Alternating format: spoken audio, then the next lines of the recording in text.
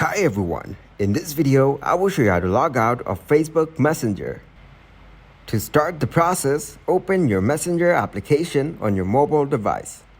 Here tap on Menu on your top left corner. Now tap on Settings icon.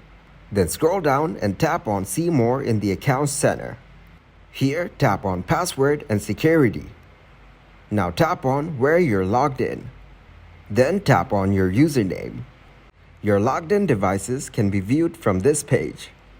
Then scroll down and tap on Select Devices to log out. Here, tap on Select All. Now tap on Log Out.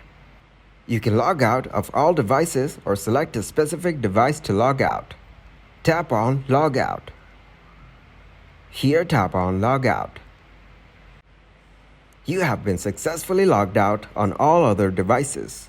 Your account has been successfully logged out. To log back in, you need to enter your password. If you guys got some value, make sure to leave a like and subscribe to the channel. Until next time, goodbye.